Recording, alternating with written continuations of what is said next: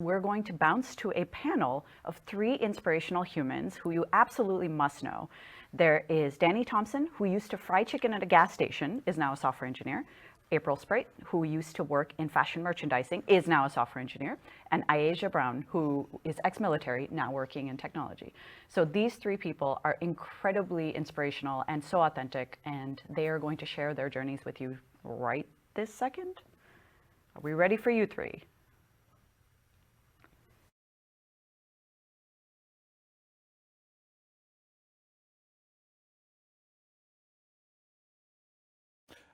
Hey, thank you, Seth and Donna. I'm so excited to be here and part of this event. To be completely honest, I'm such a huge fan of Donna that like I'm kind of fangirling on the inside, but I'm trying to keep this calm, cool demeanor on the outside to make sure you know that I'm here for the right reasons. But the way I always start this off is my journey to tech was not the traditional one, and the reason why I got into tech was because of a rapper. This rapper invested 10 million, well, several $1 million into a tech company, and he was giving an interview about this on TV. And this kind of was interesting to me because I never knew why someone like that, from my kind of background, my kind of area, would ever invest into a tech company. And he said he was learning how to code. Now, this blew my mind because I never knew someone like from my background could learn how to code. I thought this was reserved for the PhDs and the rocket scientists of the world. I never knew an average individual could ever be in this field. And so he starts learning how to code, and the reasoning was profound. He said, why wouldn't you want to know how the thing that you touch 90% out of your day operates? Like, why don't we have a basic understanding of how computers work? Like, I have a basic understanding of my body.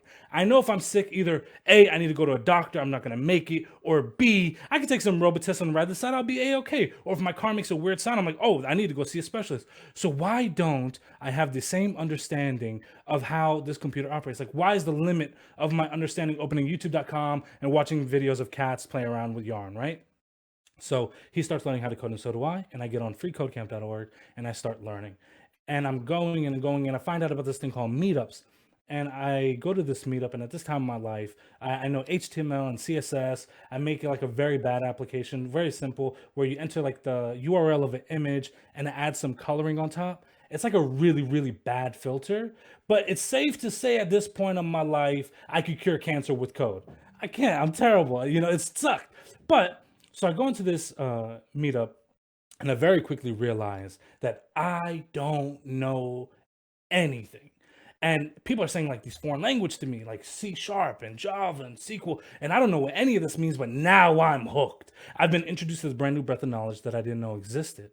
So I start learning. I go home and I start learning. I start learning about JavaScript. I start learning ES6 functions. And I go to that next meetup. I'm like, well, do you know what an ES6 function is? Do you know what an error function is? Now I start going learning more and more and more. And I go start learning SQL. And I go to that next meetup. I'm like, well, do you know what a SQL table is? Do you know how to do a SQL query? And I start learning more and more and more. I start learning about Java. And I go to that next meetup. I said, well, do you know Spring Framework? Do you know how to do this in Java? And now I'm a part of this amazing community of phenomenal developers that are there that just want to help as many people as they can.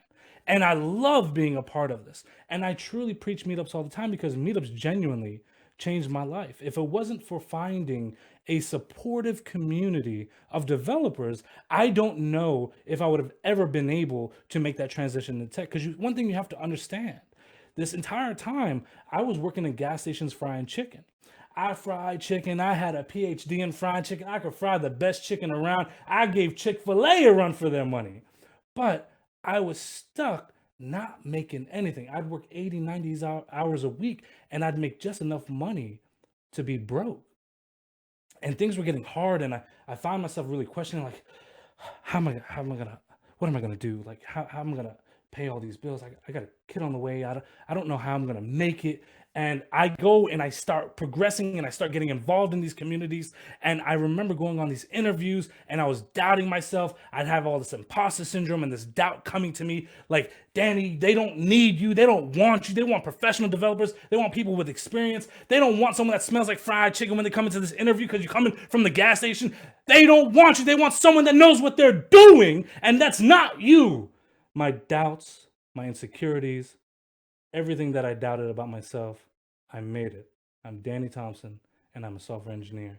Thank you. I'm so happy to be a part of this, and I hope you find some inspiration today to make sure you get to where you're going. And with that being said, I kick this off to iAsia. Man, Oh, Daddy, that was passionate. Thank you. I'm a +1 on the fangirling for Donna too, because I'm a Donna fan. I told her on Twitter earlier that I don't have enough stickers on my computer yet, but I'm going to get there. So I am taking donations if you're sending stickers. My journey to tech was a little different. And I spent 16 years in the United States military. I spent 4 years in the Air Force, 4 years in the Air Force, and I knew I wanted to be a Marine. But I was 17 when I joined, and my dad was like, nope, not going to happen. You're not going to the Marine Corps. All my uncles were Marines. All my uncles were crazy. They were wild. He was like, no, you can go in the Air Force. So I did my 4 years in the Air Force. I was a mortuary specialist. And what I learned in that job was that nobody talks back. And it was lonely. So I was like, I don't want to do that no more. So when I went to the Marine Corps, they're like, what do you want to do? I said, I want to be somewhere where the people talk. They're like, cool, great. Communications. And I was in communications, but I was on the hardware side. So more things than people. And from there, I was like, well, I want to do something where I get to talk to people. So I went on recruiting duty. Recruiting duty really, really changed my life because that's where I learned that I love to bring people along. I love to make people smile. I like to love to see people's dreams come to fruition. Like I would literally just sit there and listen to people tell me about their lives and what they wanted to do. And I would try my best to match them up with something that fit or at least led them towards their passion. And for me, that's where I got all of my enjoyment. That's all my enjoyment. And then came time one day I'm sitting at work and I'm like, all right, I'm done. I want to do something else. And the day I decided that I was going to leave the Marine Corps, and I did 12 years in the Marine Corps, it was, I'm going to go to Microsoft. That was it. That, what are you going to do? I don't know, but that's where I want to be. And I decided that I wanted to go back into tech, but I wanted to do something where I can talk to people, I can help people, I can bring people along and just contribute like goodness out. That was my thought process at the time. And I landed somewhere in Microsoft where I could do that. However, I didn't have the people part. So I was doing great things. I was with a great organization and the organization was doing great things. They were helping people, but I miss talking to people. So I went out on this venture to like, let me go find people to talk to. I want to be customer facing. I want to be out. I want to be in the community. I want to be talking. And I landed here in Fast Track for Azure. I love my org now because I get to talk to everybody, profits, nonprofits, tech for social good, schools, the Boys and Girls Clubs, just places where we get to literally see the things that we're doing come to fruition. And when I got here, I'm like the imposter syndrome was real because I'd spent so much time in the military that I would come and I would just sit at my desk and be trying to figure out what I was doing there. My boss would look at me and she'd be like, "What are you doing here?" I was like, "I work here." She's like, "I know you work here. I hired you." And then I really wouldn't know why I was here, and I had to struggle to figure out my why again. So I say that to say it doesn't matter what your background is, where you came from, what you do. Anyone who knows me at work knows that I'm on skates. I'm always on skates. That's what I do. I mentor on skates. I work on skates. Sometimes I'll be on customer calls, won't have my camera on, or I will have my camera on, and I'll just be listening. And they're like, "Why are you always on skates?" Well, because I have anxiety. And in order for me to maintain my anxiety, I maintain fluid motion, movement. So I'm usually moving. So nothing can stop you but you. And if you want to code, code. You want to develop, develop. If you want to build, build. But you have to do something. And the only thing that is going to stop you, that's going to block you, that's going to tell you that you're not good enough is yourself. Because anything that's put in front of you, you can either go around, go through, go over, or you could turn back around and walk the other way. But I promise if you just keep going, you're going to learn it, you're going to know it, you're going to overcome it. Like, this is a beautiful, beautiful community to be in. It doesn't matter if you've been out of the workforce for 10 years. If you've been out of the workforce for 10 years, I guarantee you've been doing something. You've been building a skill somewhere else. And it's very, very easy to just jump right in. All you have to do is take that first step forward. And once you take that first step forward, you don't ever have to go back. So thank you for your time. I appreciate being able to sit here and chat with you all. I'll be in the comments in a little while on Twitch. I'm going to kick it over to April. Hey everyone, my name is April Speight and I'm a senior cloud advocate on the spatial computing technical team here at Microsoft. I transitioned into the tech industry 7 years ago. Prior to coming into tech, I worked in the luxury fashion industry as both a menswear stylist as well as a visual merchandiser. Since transitioning into tech, I've taken on a variety of roles in project management as well as being a systems analyst, a program manager, and now today here in developer advocacy. Absolutely love it. One thing that I'm often asked is, how did I transition into working with extended reality, especially since I don't have a developer background? Well, today I'm here to tell you that story of how I got into the XR industry. And I will say it all started with a tweet on Twitter. So for starters, I joined Microsoft in February 2019 as a senior program manager with the docs.microsoft.com team. My area of focus was interactive features for the documentation platform. So as I mentioned, I didn't have a developer background, nor did I have a CS degree. I was actually coding in my free time, and I did it because I thought it was fun. That summer, I took a trip back to the East Coast to visit my family. And of course, while waiting in the terminal for a delayed flight, I decided to get on Twitter and scroll and see what was going on just to pass some time.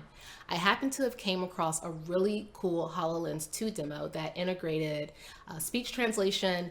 And what happened was that the speaker could speak in their native language, and then it would be translated to another language on the receiver's end. So thought that was absolutely cool. I instantly went to Twitter and I asked everyone, what was it that I needed to learn in order to do what I had just saw? Fortunately, the response was plentiful. I got a lot of feedback from the XR community on how to get started, and that also led to me being invited to a workshop that Magic Leap was hosting that upcoming weekend. So I agreed to go to the workshop. Only problem was that I didn't have C# experience and I didn't know Unity at all. So essentially, I had a 5-day cram session of learning this new programming language as well as this new development platform for gaming.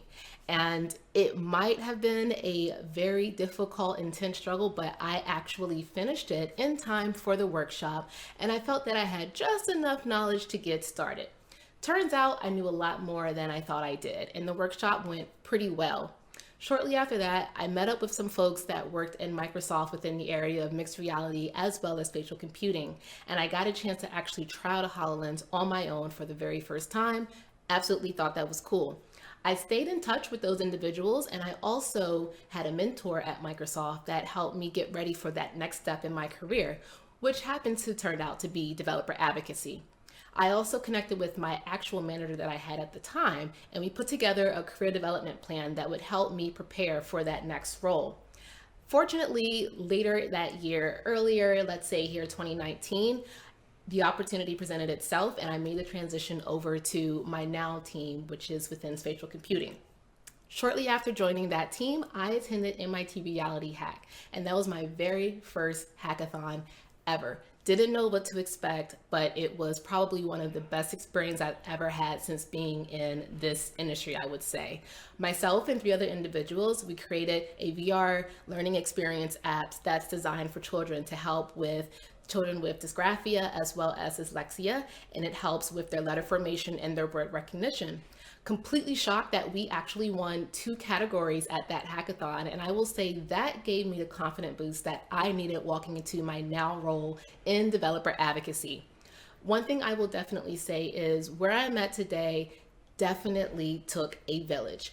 Making this career transition, especially into this whole new different area of tech, would not have been possible without the help of everyone that has helped and contributed resources, folks that I met with along the way, whether it be online or in person, having people behind the scenes that are rooting for me and are helping me make connections. That definitely made a big difference. When it comes to career transitions, it truly takes a village. It's not something that I feel that everyone should just do on their own. If you have the opportunity to work with others, pair with others, network with others, definitely do it. That's 100% how I got to where I am today. I want to wish you all the best of luck in your career transitions wherever you are on your journey. And if you want to stay connected, come find me on Twitter at Vogue and Code. And you can also connect with me as well on my website, which is www.vogueandcode.com. Until then, you all take care. Thank you so much for allowing April, Danny, and I to come share some inspiration and energy with you all. I'm going to kick it back over to Seth and Donna. All right. Hello. Wow, I feel like I can do anything. Those stories are so inspiring because all of these people had complete, full lives before tech. And they realized, hey, you know what? There's so much opportunity out there. There's so much opportunity to get a great job that'll last me forever. a great paying job that'll last me forever, and one where I can really pursue all of these like curiosities I have about how things work in the world. Although I will, Yeah. there is one, I do need to make a correction to something somebody said. If someone showed up to a job interview smelling like chicken Yeah. and I knew they made it, they would be hired on the spot. Immediately I'm just hired. saying, Immediately. to throw that Yeah. out. We just had a long discussion about what we're going to order for lunch, and now it's going to be fried chicken. Thank you, Danny. that was It is going to awesome. be fried chicken. Love that. We're And gonna here's the run thing, it. like, there are so many of you out there thinking, nah, tech, I can't do tech. Nope. No, we actually need everyone, Yes. right? Because there are problems that everyone needs solved, and tech is a good way to answer it.